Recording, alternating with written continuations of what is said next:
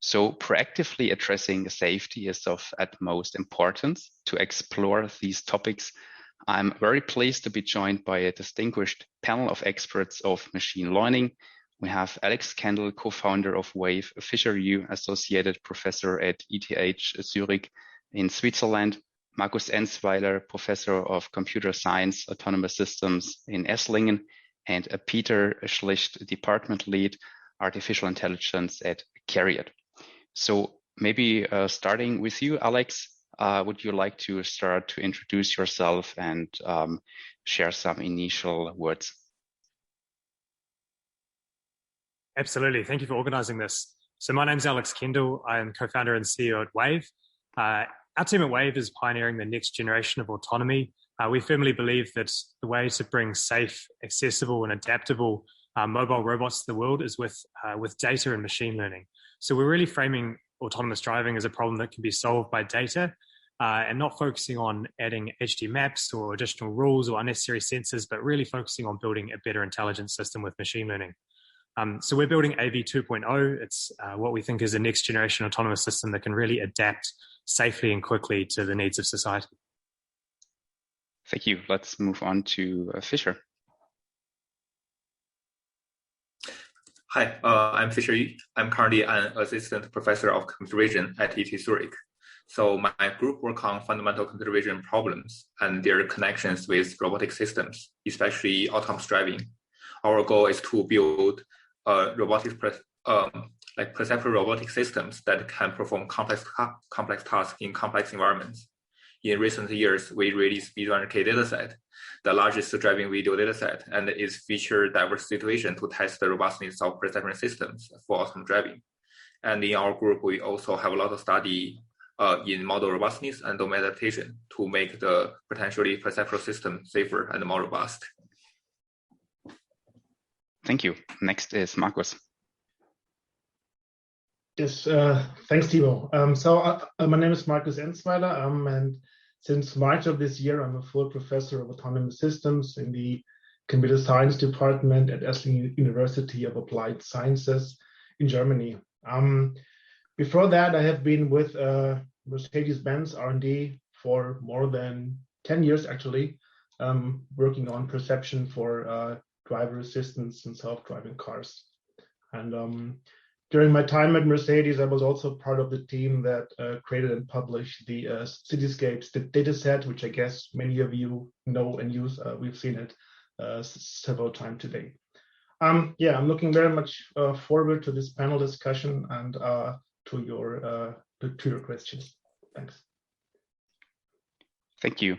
And Peter, please. Yeah, hi everyone. Thanks Timo for inviting and being it's quite a lineup, so that'll be a great discussion, I'm sure. So my name is Peter. I have a background in mathematics, in theoretical mathematics in Germany and Switzerland, and then I joined Volkswagen in group research, where we did a lot of research on specifically what this workshop is about. So we learned a lot about safety, robustness, and efficiency of machine learning. Now, since about a year, I'm part of Carriot, which is the software company within the Volkswagen Group, where we do not only build autonomous driving and driver assistance systems, but we actually also build vehicle architectures ready for AI, in all sorts of mobility aspects. So safety plays an important role in many of those aspects, and I'm really looking forward to this discussion. Thank you, Peter. So let's maybe start with Markus. So not long ago, safe AI was more of a niche. Nowadays, it has entered the mainstream and is used by experts and non-experts alike. Still, there seems to be no clear definition. Could you tell us some points that you understand by safe AI? Yes, of course. So, my answer is a bit colored, I guess, by my background in the automotive space. So, I personally like to view safe AI as an engineering problem that we need to solve to be able to industrialize and commercialize AI systems without actually harming anyone. So to me, it's not like a pure AI research problem. For instance, topics that we've heard today in terms of explainability or interpretability. To me, we need to, of course, to work on that to make progress there. But I feel that we also need to make use of those advances and put them in practice and apply them to find new methods, processes, tests, or even standards for assuring safety within product development. Because traditionally applied approaches, as we now know, do not really scale very nicely to AI-based systems, and that's quite a challenge. Yeah, I mean, that's why we're doing this workshop now for the third time in a row. But to me personally, that's what safe AI is all about, and that's the big problem that we have to solve. Thank you. Let's go to Alex and follow up question on the same kind of question. What do you think is the connection between a safe AI and ethics or fairness? Do they belong together, or do they need to be considered separately? Yeah, I think the question of safety and ethics are distinct concepts that need to be considered separately. Ethics is a much broader question that really touches on everything from legal, policy, regulation, insurance, to the values that you bring to the problem. And most importantly, I guess, from a product perspective, what are society and what are people willing to and wanting to value? And I think that really drives our view of ethics. And it's a very multidisciplinary area. On the other hand, safety for me is much more about, it's an engineering, a technology problem.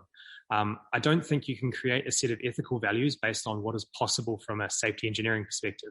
So if we can build, I don't know, let's say today we can solve within one domain autonomous driving, but not in another, it doesn't mean that they're both acceptable, right? We need to consider our ethics, I think, independently of what is possible from a safety engineering perspective. So once many of the disciplines and others that I listed have a view on ethical considerations, then safety engineering is about actually demonstrating evidence or a body of evidence that shows to an acceptable level that the system can meet those ethics. And so I think very much ethics and values need to come first, and they guide the safety engineering, which produces a safety case that shows evidence we can beat that. Good point. Let's move to Fisher. Why is AI not safe enough yet? So what are the reasons AI is not safe yet? Why don't we have autonomous driving already? What's your take on that? Well, that is a very big question. And yeah, so I think there are several things about the question. First of all, like how do we define whether a system is safe or not is still also debatable. I'm sure that we also have heard a lot of like different arguments about different definitions of AI safety. But at the same time, there are certainly a lot of like potential dangers in our system now.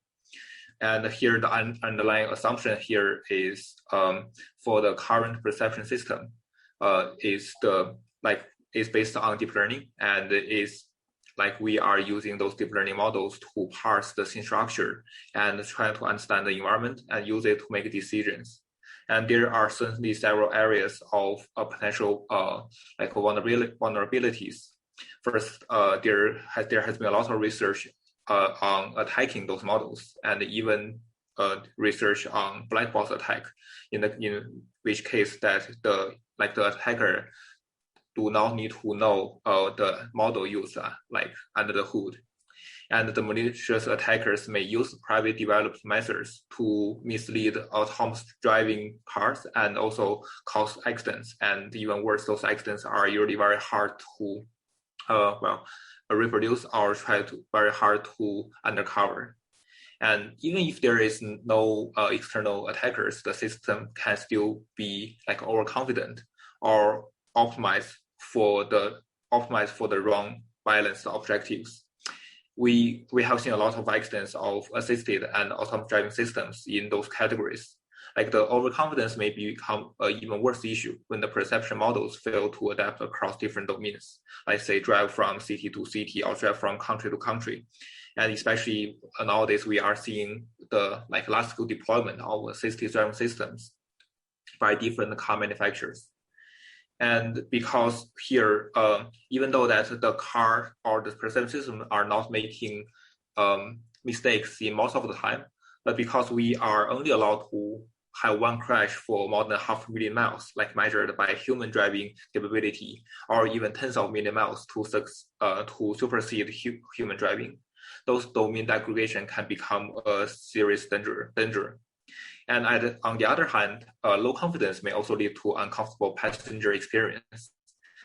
And accidents also happen before when the system ignore low confidence signals and prefer driving smoothness and leads to accidents.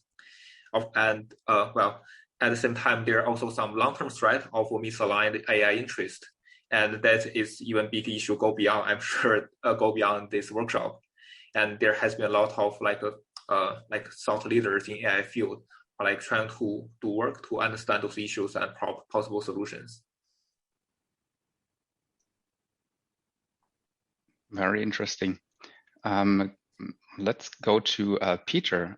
So what can we do to make AI safer and bring autonomous driving on the road? So considering different categories like AI algorithm, data, infrastructure, and so on, in which of these categories is the most potential, do you think? I think the very first point to always discuss whether to make things safer or to measure the safety is the point that I guess Marcus was making earlier, and that's to embrace the fact that it's not the AI unit within a system which is safe or unsafe. It's the overall system behavior. So I guess one of the first things we need to do in order to assess how to make AI safer and how to even say whether AI is safe or not is coming up with metrics that are system specific and that understand the effects that particular errors or potential errors could make in the system. So that's one thing there will be defining metrics that are measurable on the side of the AI world, but that do actually somehow compute and embrace the actual notion of safety for the overall system. So that's one point. And once this has been reached, I guess we have to attack all points that are potential parameters in the development cycle. So the first thing is, of course, you need to get data, right? You need to get data of highest possible quality in terms of labeling, and you need to be getting data which is representing the reality in the best possible fashion. So you need to put on some statistical rigor in the way that you collect data, and that also you derive conclusions from the testing data that you apply to your model. So that's the data side. When it comes to the model, I guess a lot of stability, a lot of robustness can come from fusions in all sorts of way. We heard a couple of those approaches today, right? I mean, the Best Paper Award was awarded to the notion of time stability, where you try to fuse the notion that that things don't appropriately change too much, but also we heard about knowledge ingestion into networks. We heard about concept vectors. So this is all sorts of fusions that we can do in order to have more robust, more rigid, more explainable features in the real world at hand, and use this in order to support our AI in being or in making less safety critical errors. Because of course we need to embrace the fact that there will always be errors, right? There will always be things like adversarial examples. As soon as you have decision boundaries, you can always perturb around them. So I guess that's the second big thing when it comes to the model. And then lastly, of course, we need to have monitors. So we need to be able to assess the property and assess the performance, and assess the change of the performance over time. Because we always see latent changes in the world, we always see degradations in the hardware. So it's really important to understand safety not as something which you prove once and then have it once and for all, but it's actually something which is a continual process. It just lives alongside the development cycle, and it needs to go on, even after the product has been unleashed to the customers. And this is to both sides, right? It raises your confidence into the safety, when you gather positive evidence to your safety case, but it also shows you where there's potential weaknesses or where there's potential behavioral biases, and then that gives you indication where to develop your function next. Thank you, Peter. Fisher, would you like to add something to what Peter just said? Yeah, so I would echo a lot of points Peter mentioned, especially on the lack of proper AI evaluation, especially for safety right now. And we currently do not have a common data infrastructure for, say, training of perception models or evaluation perception models in different areas. And currently, it seems that the best thing we are coming up with is say that how safe you are based on the number of miles you are driving.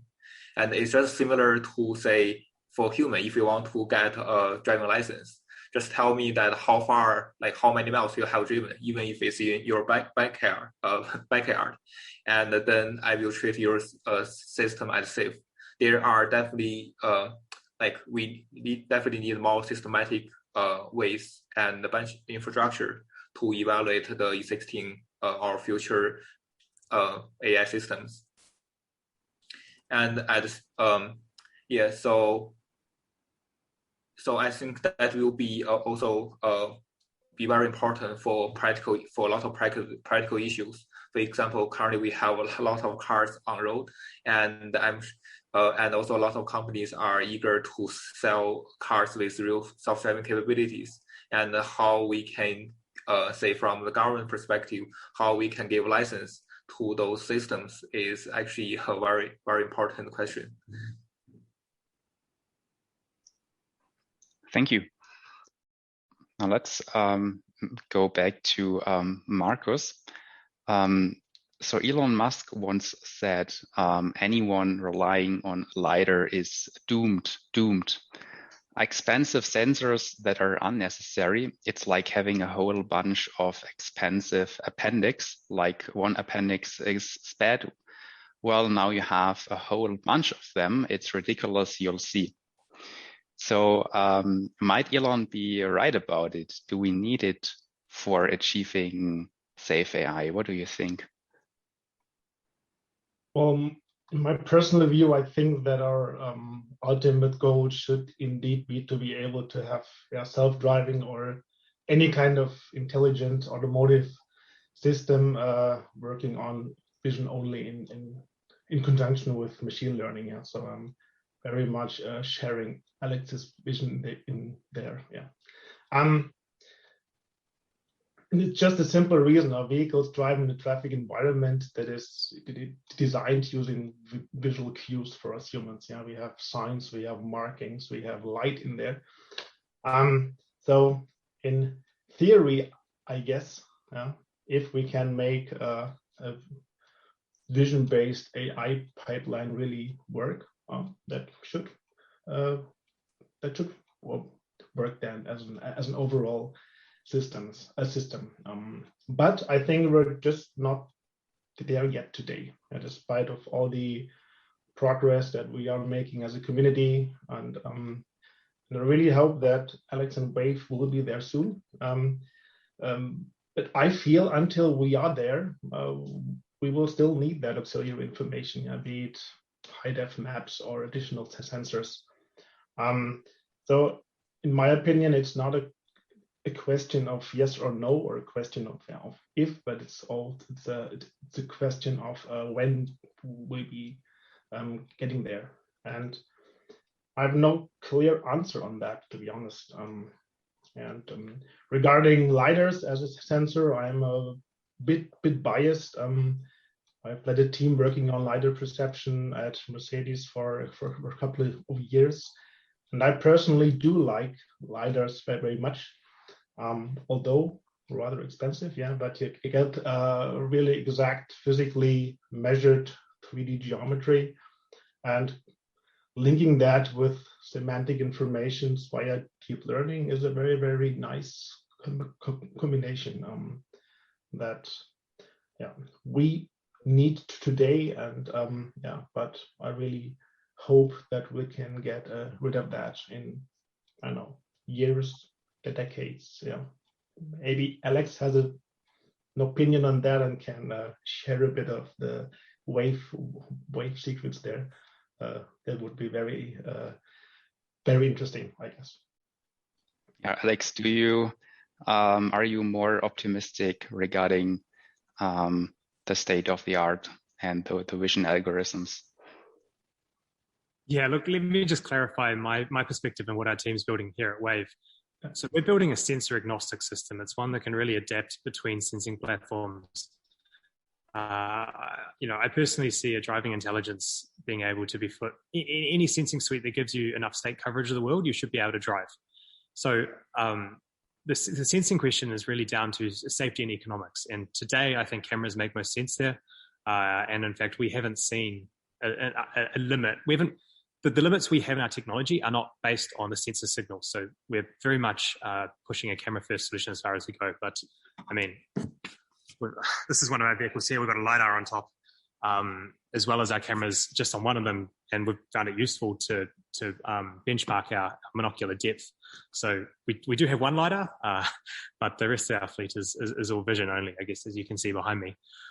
Just on the sensor question, though, the biggest thing that frustrates me here is that most people, when they compare sensors, you might have seen these kind of spider web diagrams where you have these different vectors of range, of weather, of depth, of semantics, of the kind of comparing the pros and cons of each sensing modality. And then you try and form a multi-sensor solution that covers everything you need. The thing that I think that gets really wrong is that you can't decouple the sensing and the intelligence. So most people just consider, when they look at sensors, they consider the raw first principles physics of the signal. But let me give you an example. 4 years ago, people quite rightly would have said that monocular cameras have very poor depth perception. I think that's completely changed in the last 4 years. Our ability to perceive monocular depth from monocular cameras is now exceptional, and I think it's perhaps rivaling stereo. And I don't think is very far off maybe a couple of years, and we're going to see something that is approaching LiDAR and performance for safe on-road use. So that's just an example of why I think you need to consider the intelligence and the sensing together. Now, if you look at the rate of change of both of these, physics properties are not changing. Their rate of change is zero, and our ability to produce great sensors maybe is a smaller gradient. But intelligence is something that is going at a high, maybe even super linear rate of change. And so I think what I would challenge you all to do is think a couple of years in the future, not today, but a couple of years in the future, where are we going to be and where do you want to bet in terms of the sensing modalities that are going to give us safe and adaptable intelligence? And for us, that's cameras. Thank you.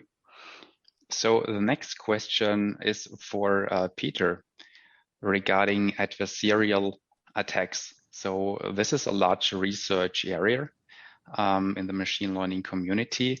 And but is this really a problem in practice? So if we consider that many car manufacturers already have deep learning in place for their L2 vehicles, and yet there are no accidents due to adversarial attacks, so at least not discussed really in the media world.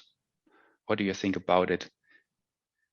Yeah, good question. And it aligns quite well as if you has read out the question that we just got in the chat, right, by Alex Hirsch. It goes in a very similar direction. I guess first of all, I can't say anything about accident statistics and failure modes in level 2 systems. I wouldn't know. And on the other hand, I wouldn't know how many perception errors caused by DNNs are actually mitigated by the human in the loop that is the fallback of the level 2 system. So I guess it's probably a bit of an ill-fated path to go along an argument of an L2 system here.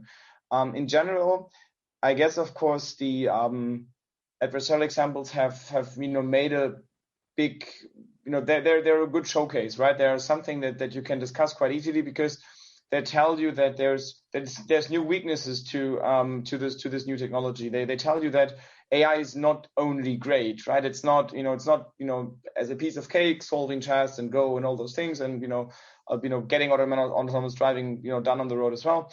It tells you that with everything you get, you pay something, and this robustness thing, which actually means that there is some sort of there's a brittleness of those models when you only train them end to end by looking at data.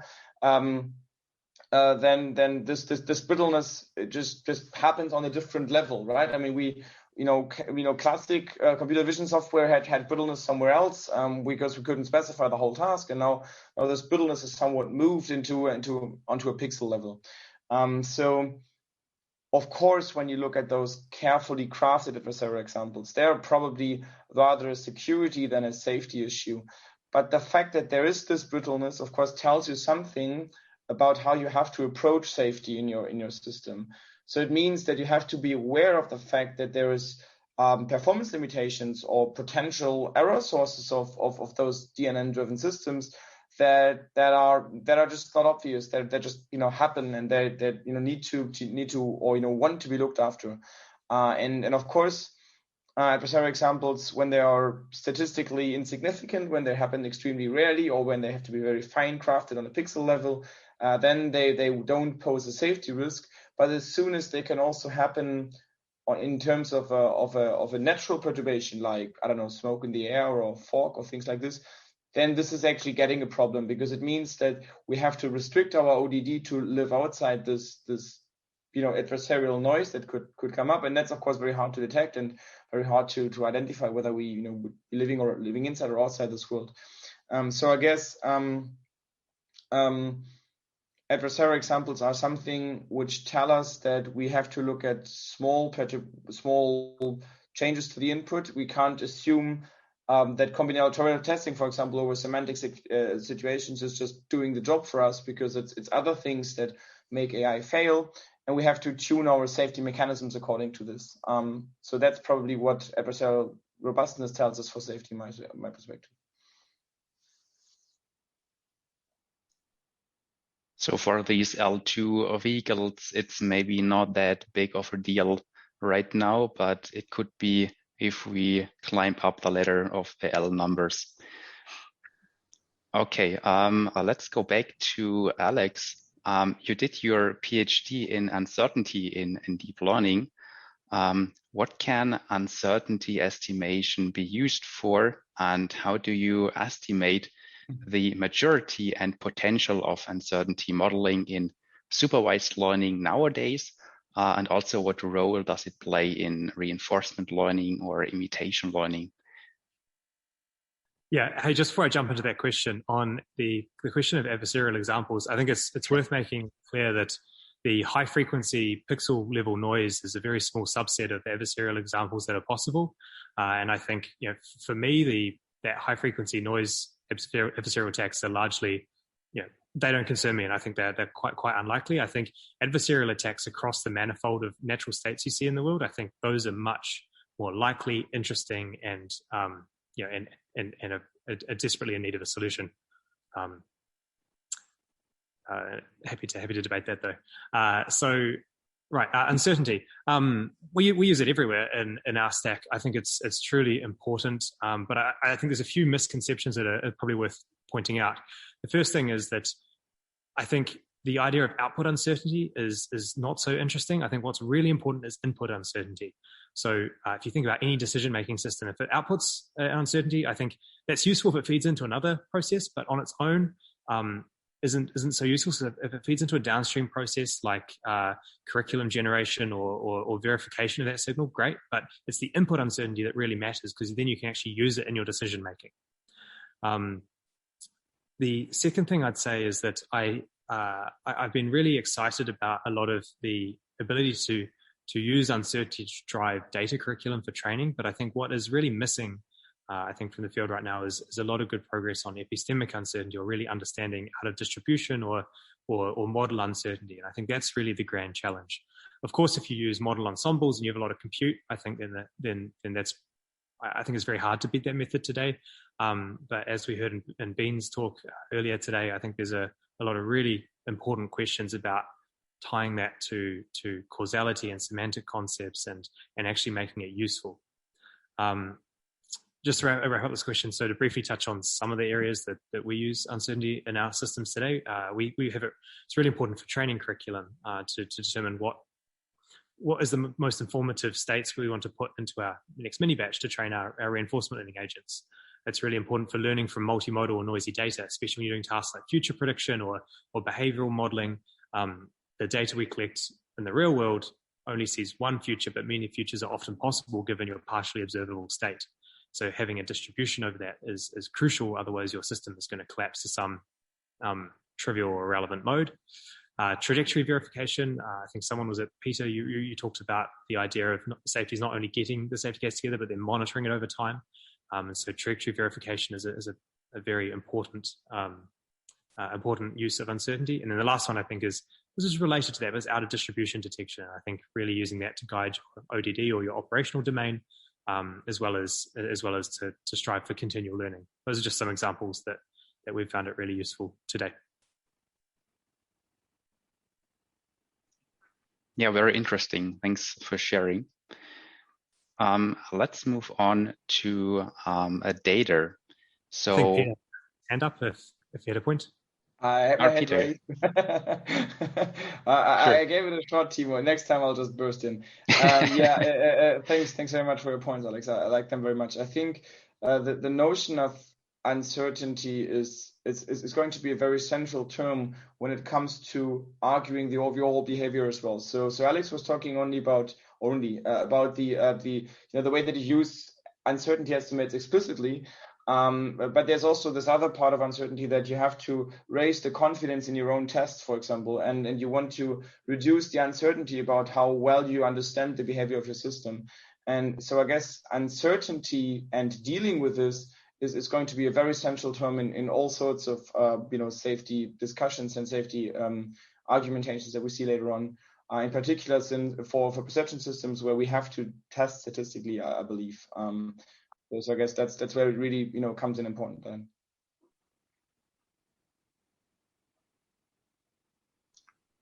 All right, thanks for the discussion. So let's go to Fisher. So data is the new oil is a common quote in machine learning. You published the BDD 100K dataset, which has a lot of diversity in geography, time of day, weather conditions. So there's no doubt that more data also provides more data, and data with greater diversity is better. But how much data do we need? So, and is it realistic to record and label all the data that is needed? What's your take on that? I guess probably Alex also have a lot of saying on that, since they are, so even though we are working on open source data set, I'm sure that Alex is also secretly collecting a lot of data from their cars. From my point of view, like data is, I would say the trivial answer is always the more data, the better. And it has been shown again and again that the large scale data will have this unreasonably effectiveness for improving, say, model accuracies. And is to some extent is like, say, for a machine learning team, instead of, say, try to crafting your model and getting better designed model structure to improve accuracy, it may be better payoff if you just collect more data and then train existing models. So, and at the same time, we all know that the return brought by data is also it's actually diminishing. But still, the data investment may always pay off. So, for example, if we can improve accuracy, like say perception by a certain measure, say from 99% to 99.5%, then that basically means that if we measure like a common measure by miles per miss, we will be able to double the miles per miss. And if we further improve a quarter accuracy from 99.5 to 99.75, even though that say we are having smaller improvement for the model accuracy itself, we actually like be able to double the miles per miss again. So the mathematics is actually working like very interestingly over there. And also another beauty of model data is actually can accumulate knowledge in the machine way, in the sense that for now, when we want to say teach new generation of drivers, we are basically going to driving school and like have like distilled knowledge about driving models, driving like how we actually should drive, and then we still need to, each individual need to gain a lot of experience to get on road and say even driving by some companion and go through the lengthy process. Depends on which country you are in. In some country that can really a long time before you can get a driver license and to learn your own knowledge. But the beauty of the data here is if say even we are having new generations of driving systems, all the data actually can be passed down through the whole system, so that we can still keep the knowledge or experience we have gained in the past, and use all of them to say keep improving our future systems. And that I think that's also the advantage of autonomous driving system. Even though that for now we may not be say beating the human driving safety or driving reliability, but as long as we reach that bar, and what we'll see in the future is it's only becoming more and more safe, like more and more reliable, or safer and more and more safer. Thank you. Marcus, what do you think is the role of synthetic data and simulation here? Yeah, first of all, I would like to say that I really agree with what Fisher has just said regarding like real data. I mean, I've put lots and lots of effort and money, not my personal money, but company money, in developing data sets, which I really think is still the way to go. Yeah. Although what Alex just mentioned in the chat, that we're actually trying to get away from oil, and data is the new oil, so we might need to come up with a better quote here. Regarding synthetic data and simulation, to me it depends on what you want to do with that. So, for instance, if you have a more classical self-driving car stack, like with different modules, perception, prediction, fusion, and whatever, I feel synthetic data and simulation are definitely helpful in the later stages. So to develop prediction, path planning, so actually learning to drive. I think that's what we know from Waymo and the other companies. That this is a really valuable tool to teach an autonomous system on how to behave actually. And the same, of course, for end-to-end learning approaches, where you directly have some model to go from sensor to vehicle control there. If we focus a bit on perception or on sensors, I have a bit mixed feelings actually regarding synthetic data. For instance, as training data for a segmentation network, for instance. It works, but in my personal experience, you can only get so far in that particular use case. So I feel we're not there yet to really replace the large-scale real data that we all collect to reach a certain level of performance here. And then a question that I'm asking myself quite often, and I cannot really, or I do not really have a nice answer there, is the role of synthetic data if we want to build like a safety case for AI in terms of industrialization. I think in that case, it can be, of course, very helpful to systematically find edge cases or even virtually manually stage edge cases, that you will most likely never see on the road. So in terms of really getting safe AI to the market, my gut feeling is that synthetic data and simulation plays a vital role here. But I've a very hard time to assess right now how big that role actually is or will be. So I would be very interested in some more comments on that, maybe. Yeah, maybe we can also pass the question again into the round and ask what is your opinion on the role on the synthetic data. So someone would like to take it? Yeah, Peter. Yeah, unmuting is important. Yeah, why not? I mean, I guess it'd be interesting to do a bit of a survey in this round on this matter. I do have the feeling that Marcus, you're right in many points, that in particular that we will need a lot of real world data, because that's basically what we want to deploy our systems in the end. In particular, when it comes to really making a clear statement about the performance, then you probably have to test against the data that actually comes from the domain. On the other hand, I guess that there's many situations where we can use synthetic data, either coming, for example, from augmentation or from GAN-based approaches, in order to stimulate your learning process towards particular capabilities. In particular, when you look at things like robustness, or when you want to use in later stages evaluation with the same data source. I mean, I think it is quite unlikely to be able to only train, say, on real world data and then run some specific tests on simulation, because the extrapolation of those tests to the real world is probably quite hard if you haven't taken any particular stabilization methods with respect to this domain gap.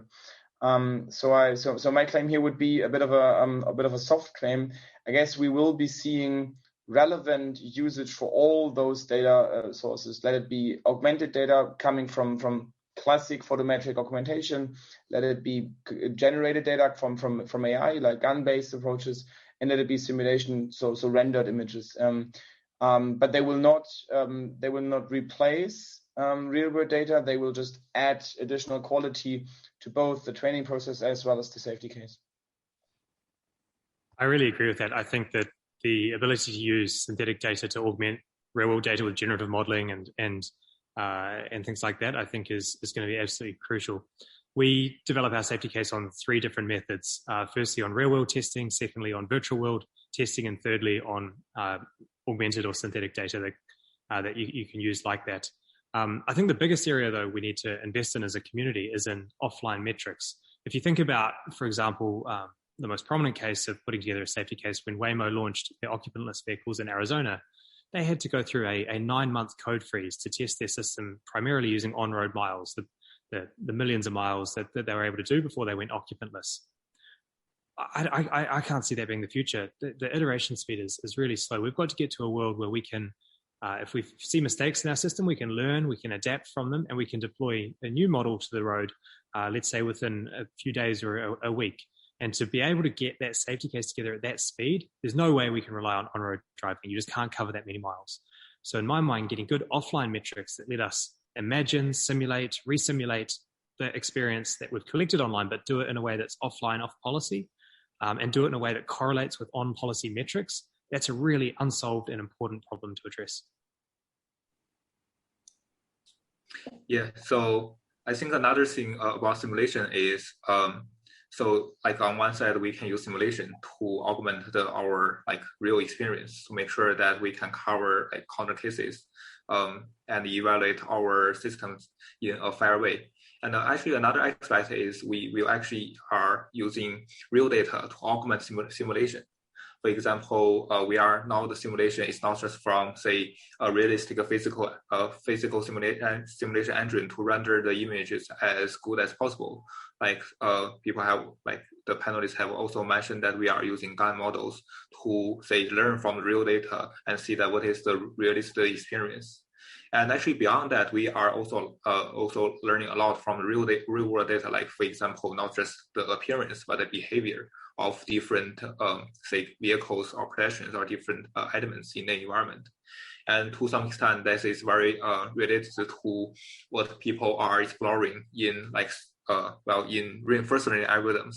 For example, now it's becoming a very interesting paradigm to build a world model to learn from real data and be able to provide the simulated experience for agents, so that to remedy the data efficiency problem for the existing learning system.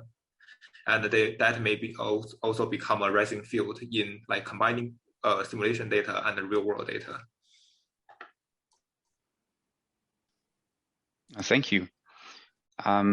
Next question is for Alex.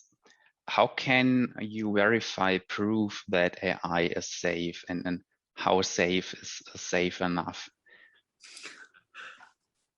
Yeah, hey, we published a blog series on this on our website if anyone wants to read further, but just to give a brief answer, we believe we need to look at metrics on a per scenario basis, and to be able to distill the methods that I just described for testing into per scenario areas, whether it's driving through a roundabout in the rain with cyclists beside you, there's many factors that can make up a portion of that ODD or that scenario. We need to be able to test all of them.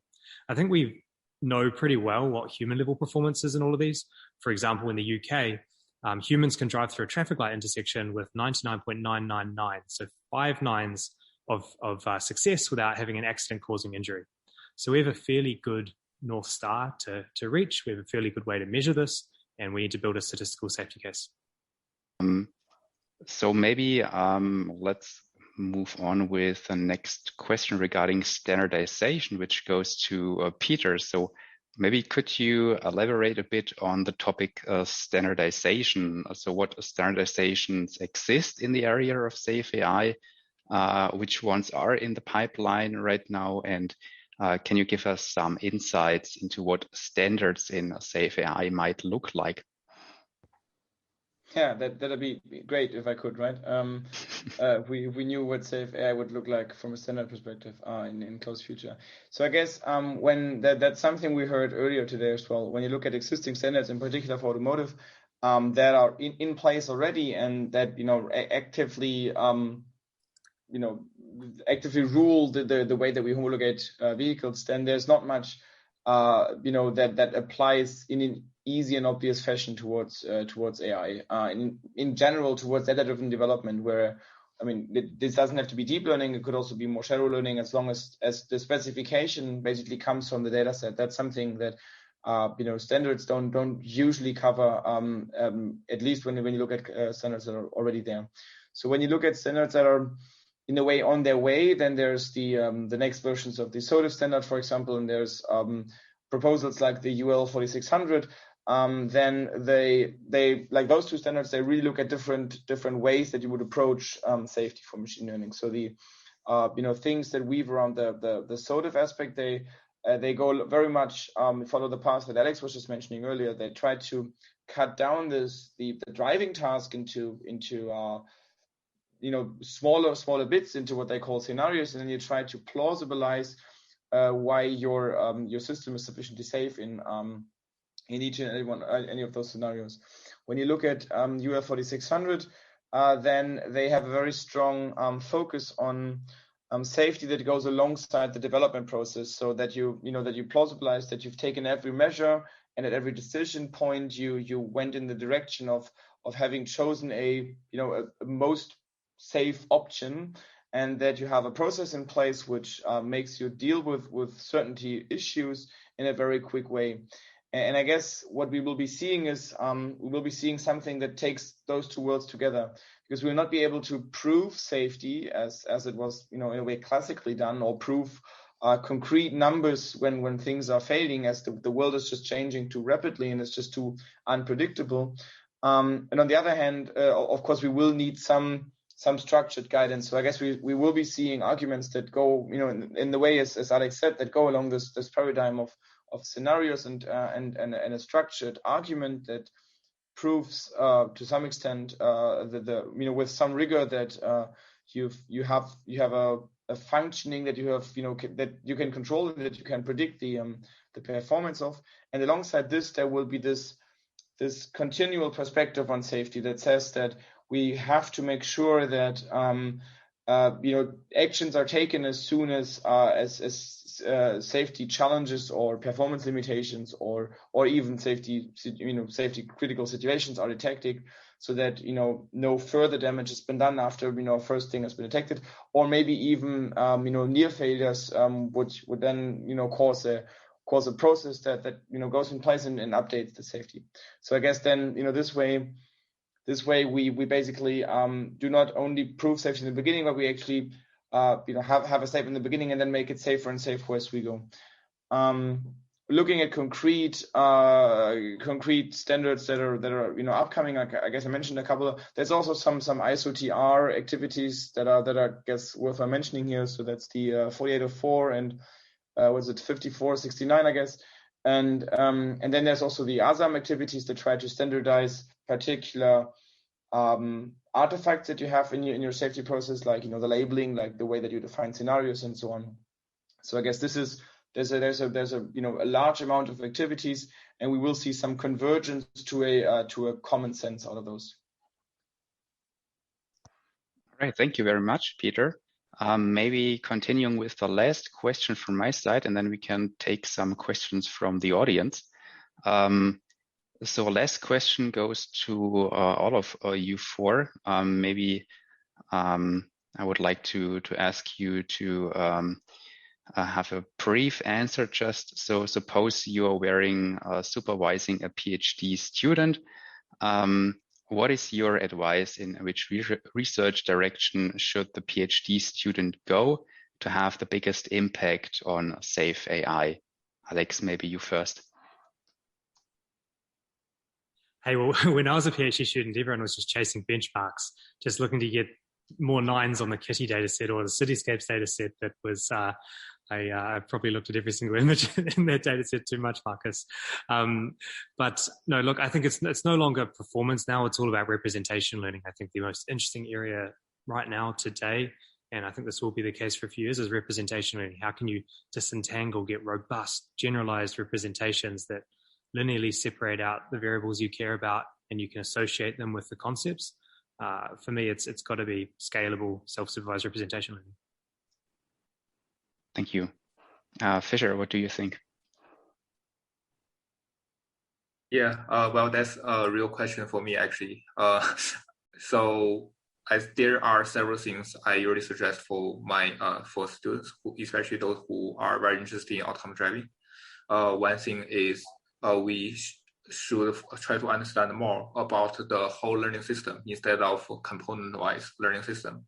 Like how we can say instead of understanding uncertainty or safety for individual part, like say like the classification models or detection models, like instead of understand the whole system uncertainty and the property. For example, when we connect the whole thing together, including perception, prediction, planning, and how we can quantify the uncertainty or confidence of the whole system. So that will give us a more realistic measurement about our realistic understanding about where we are at building the real and the whole autonomous systems. And another thing is how we can actually learn the right objective from human or from the target, instead of saying that here is what I guess that what say we set 0.5 importance to driving comfort, a 0.25 to speed, 0.25 to no crash. It would be actually very important to learn that how we what is the real objective, and that will be actually also aligned with the future fate of AI or future agenda of AI. That is like how we can understand that for just in general any AI system, how we can express the objective in the true in the way that aligns with our reality. And we have seen a lot of cases like in science fiction that like wrongly align a objective can lead to some disaster consequence. Thank you. Marcus, would you like to continue? Yes, sure. I mean, we've heard a lot about uncertainty in the last hour or so, so that's like an easy answer, I guess. But I would like to briefly explain it a bit more. So I feel that a big piece of the puzzle that we have to solve here is how to deal with the open world problem. Yeah, we still see our systems observing things that they haven't seen before and totally fail. And I, as a human, and we all, yeah, we can deal with that a lot easier. So even if we are not really sure what it is we're seeing, we have a very good intuition about what the object might be made of, how big it is it hard, is it soft, and what would be the impact if we crashed into that. Yeah, and I feel like uncertainty modeling is a key to try to come up with that emulation, I would say, of human decisions based on uncertain facts. And surprisingly, our human decisions are often not that bad. And I feel if we could somehow teach a machine to replicate that, that would bring us a lot closer to handle that open world that we are faced with. Yeah, so that's what I would advise a PhD student to work on. Yeah. Although it's like a very big topic, yeah, of course. Thank you, Markus. Peter, would you like to add something to what the previous panelists It's always said? going hard, after three smart minds coming up with something, something else smart to say on such a question. I give my best.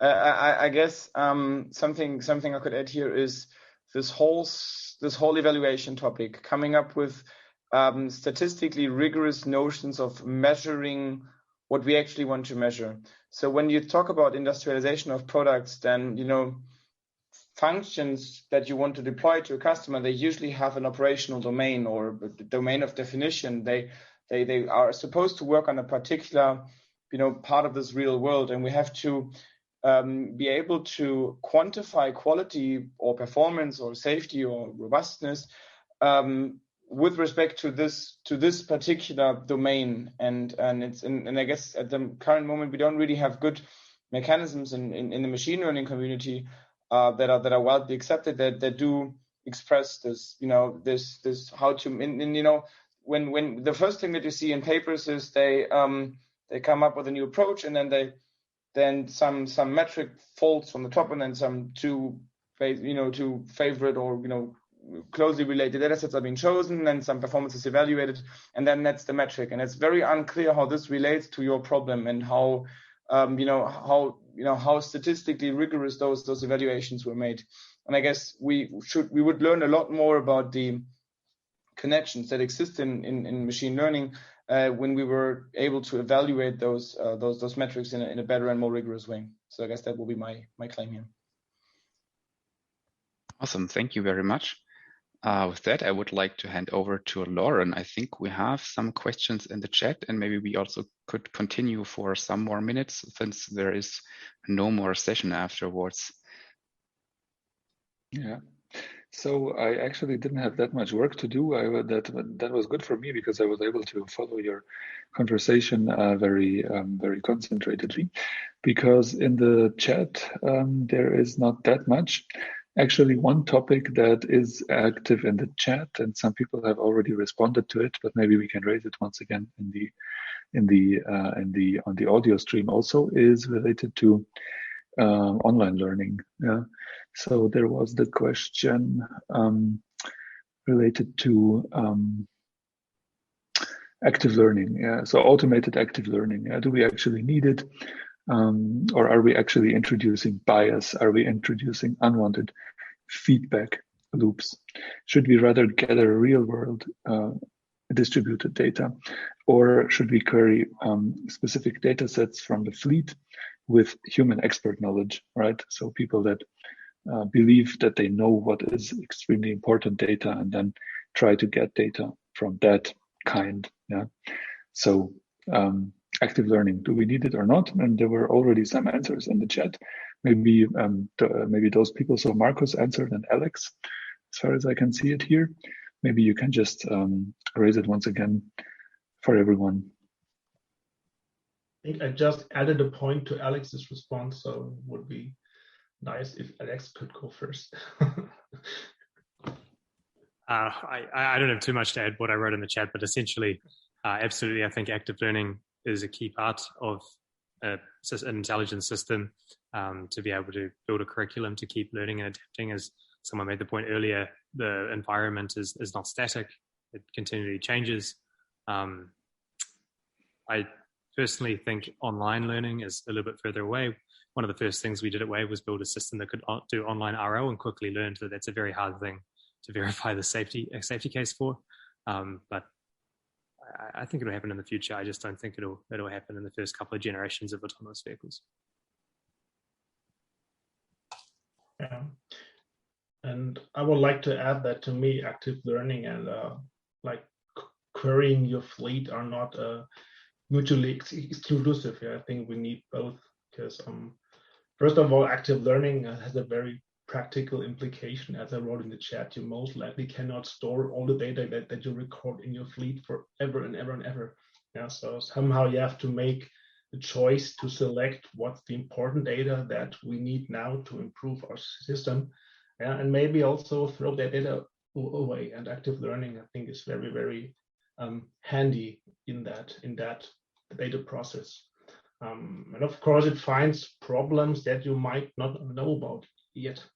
Yeah. So and to me, querying from a fleet is more of a tool when you actually do know what to look for. Yeah. For instance, I know the famous Tesla example gave me images of yellow traffic lights. Yeah. Yeah. But first of all, I need to understand. Either by just observing the system or by active learning, yeah, that there is a specific problem, yeah, and then we can use a tool to get the data from the fleet. So, yeah, that's my take on that, or my addition to what Alex just said. Yeah, well, I feel that interactive machine learning enabled by active learning and online learning may be one of the ultimate answer or solution for autonomous driving, even robotics. So for now, it definitely provides us a lot of benefits for short-term solution. For example, currently we are, like our Marcus and Alex mentioned, we are having data that is much larger than, like, say, human can easily digest, both in terms of amount of data, also in terms of amount of knowledge that may embedded in the data, and we need this human machine collaboration powered by active learning in order for human to understand that what's actually going on in the data or what's actually going on in the fleet, and at the same time, our models or our systems are still not perfect. And we also the system also need this feedback from actual human to say that how the system can improve itself further. And in the future, when maybe the supervision is no longer from human, the supervision can directly from the interaction between robots or say cars interacting or learning from the behavior of the environment or interactions with the environment. And at this point, even at that point, the algorithm understanding in terms for active learning and online learning will still be very powerful. And maybe another point here. In this question, you mentioned whether active learning is introducing a bias into the network. And of course, I mean, a bias looks like a systematic challenge, so that's something we have to look over. But I guess you need to discriminate here between the testing part and the training part. So it can be that you need to have a bias towards potentially more difficult, more challenging samples in the data set in order to make your network perform well also under hard conditions, and that this does not lead to an unbiased network in the end, because the biased behavior is something you need to test in the real world, in its working on data coming from a real world distribution. And then of course for this test you need to be unbiased, and you need to understand how well your network works and how well it is unbiased. But for the training set, of course, actively looking for data that gives you the best effect on the overall safety is definitely a way to go, I would say.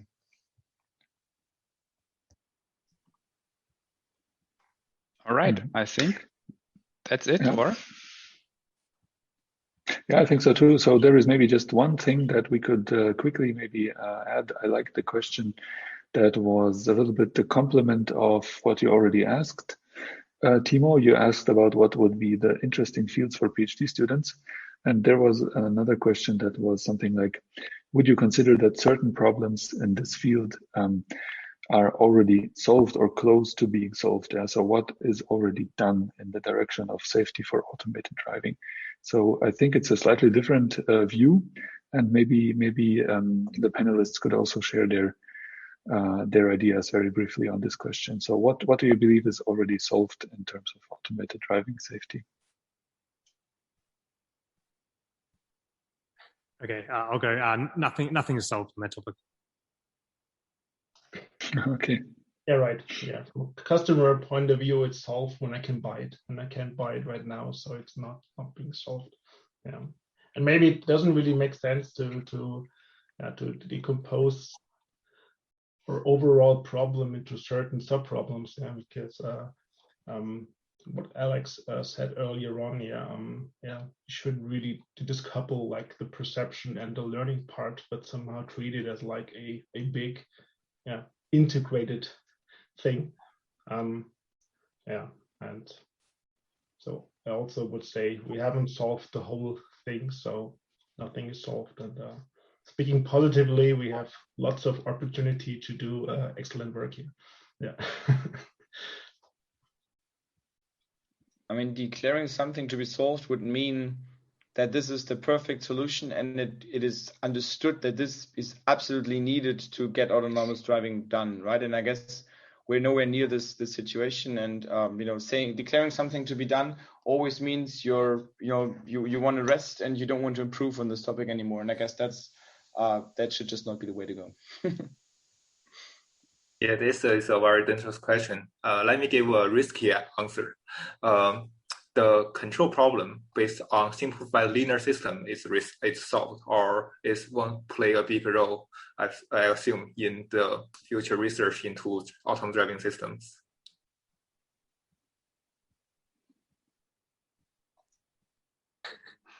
Maybe. Maybe not. It's like saying simultaneous equations are solved.